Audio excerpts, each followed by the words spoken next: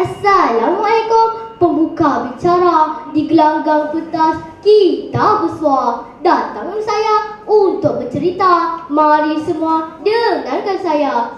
Terima kasih Tuan Pengerusi Majlis, Barisan Hakim yang arif lagi bijaksana, penjaga masa yang setia dengan jam banditnya, hadirin dan rakan-rakan sekalian. Salam perkenalan dari saya, Dia Umairah binti Muhammad Azlan. Mari semua dengarkan saya. Tajuk cerita saya pada hari ini adalah bawang putih, bawang merah. Pada zaman dahulu, ada sepasang suami isteri tinggal di sebuah kampung. Si suami bernama Pak Ali, manakala si isteri pula bernama Mak Labu. Sungguh pun mereka berumah tangga, mereka masih belum mempunyai cahaya mata. Kemudiannya, Pak Ali beristeri lagi. Nama isteri barunya adalah Mak Kundo. Tidak lama kemudian, dengan tidak sangka-sangka, kedua-dua isteri Pak Ali mengandung. Pak Ali bersyukur dengan nikmat yang telah diberikan. Cukup waktu 9 bulan 10 hari, lahirlah anak 2 orang putri, sama cantik sama berseri. Datang ilham Pak Ali berasa megah, anak diberi namanya Mudah, si bawang putih, si bawang merah. Anak Mak Labu diberi nama bawang merah, manakala anak Mak Kundo diberi nama bawang putih. Beberapa tahun berlalu, remajalah sudah anak-anak Pak Ali. Namun, nasib Pak Ali kurang baik. Dia telah disengat oleh ikan sembilan lalu meninggal dunia. Semenjak Pak Ali meninggal dunia, perselisihan dan pergaduhan sering berlaku di antara Mak Bawang Putih dan Mak Bawang Merah. Pada suatu hari, Mak Labu berjumpa dengan Mak Kundo untuk minta maaf atas pergaduhan yang berlaku siang tadi. Namun, kerana sikap dengki dan musuh hatinya, Mak Kundo telah menolak Mak Labu jatuh ke dalam perigi. Mak Labu meronta-ronta minta pertolongan daripada Mak Kundo. Akhirnya, Mak Labu mati lemas dalam perigi itu. Bawang Merah rasa khawatir kerana sehingga senja pun maknya masih belum pulang ke rumah. Hari ganti hari, namun tiada kabar berita yang ada mengenai Mak Labu. Sambil membuk padi, pikirannya melayang memikirkan mak yang dikasihinya. Tiba-tiba, Mak Kundo datang. Dia menuduh Bawang Merah curi tulang. Dia menarik rambut Bawang Merah sehingga ke kepala terhantuk. Lalu Bawang Merah pun pingsan. Bunga melati di taman sakura, harum semerbak di pagi harinya. Siap tempiatu hidup didera, diseksa ibu dan kakak tirinya. Pada malam itu, Bawang Merah sedang bermimpi. Dia ditanya oleh maknya, "Anakku, Bawang Merah, mak telah kembali ke dunia lain buas selama-lamanya. Mak telah ditolak oleh makcik pendagang ke dalam perigi. Tinggallah baik-baik nak, jaga dirimu." Lalu suara itu hilang. Keesokan paginya, Bawang Merah segera ke perigi dan memanggil emaknya. Air mata membasahi pipi. Mak, Merah datang ni, Mak."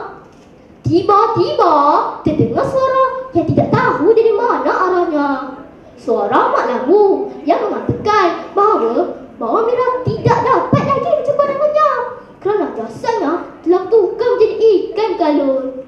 "Datanglah bermain di sini hari-hari, bawalah makanan untuk Mak, jaga dirimu nak," kata suara itu. Bawang Merah segera pulang ke rumah dan kembali ke perigi dengan bawa nasi menukut dan sayur geladi. Dia memberi makan ibunya dengan senang hati. Sambil memberi makan, dia menyanyi, "Wahai perigi, perigi, airnya biru, tempat bermain, bermain, pari dan mamba. Mohon izinkan hamba merayu ibu, izinkan hamba merayu ibu."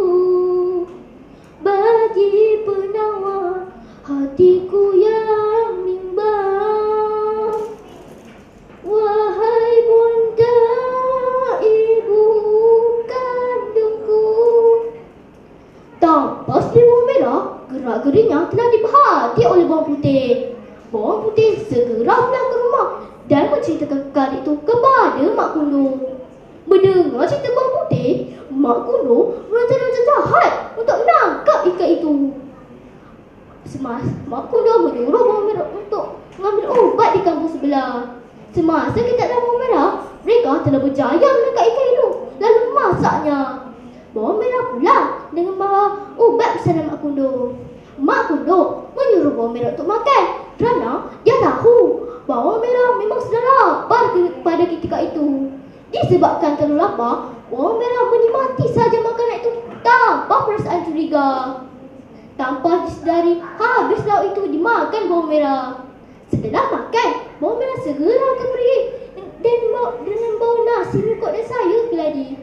Sedihnya, tidak kepala ambil memanggil lemaknya. Namun ikan itu tidak timbul-timbul. Wahai bundaku, bundaku, si ikan kala. Timbullah bunda, oh timbullah, tunjukkan diri. Namun panggilannya sepi, jadi ikan yang tidak pergi itu menangislah bawang merah sambil menyemaknya.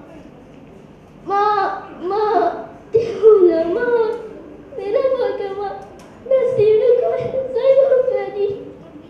Timbullah mak. Namun tadi ikan yang belum pergi itu.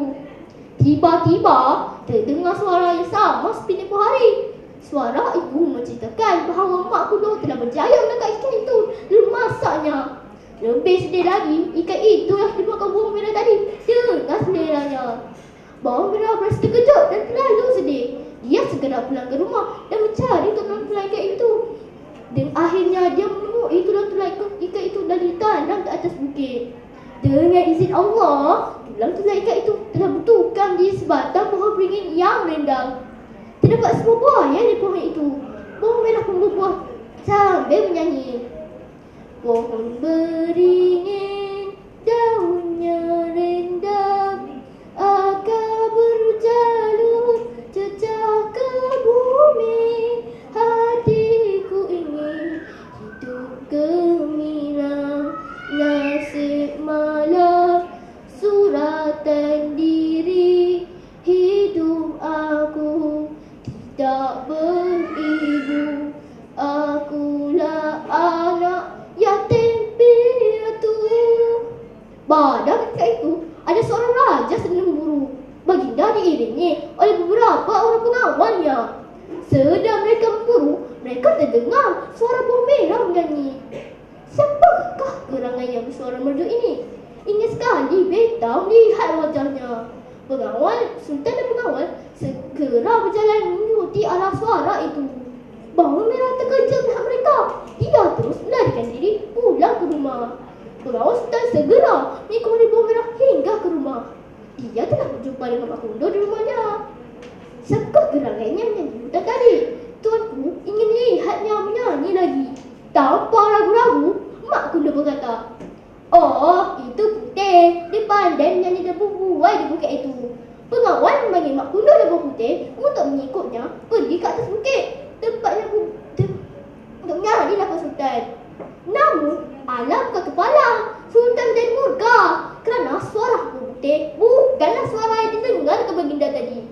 Pengawal pergi ke Mak Kuno dan tanya pula, "Betulkah anaknya itu yang menyanyi pohon beringin ini?" Dia mendesak. Saya Mak Kuno berkata, Mak Kuno tiada pilihan selain berterus terang. "Bawang merah yang menyanyi pohon beringin itu," katanya. Pengawal memanggil bawang merah supaya mengikutnya pergi ke bukit itu, tempatnya berbuai dan menyanyi. Sultan minta bawang merah untuk menyanyi lagi. Sultan terpesona dengan kemerduan suara dan kecantikan wajah bawang merah.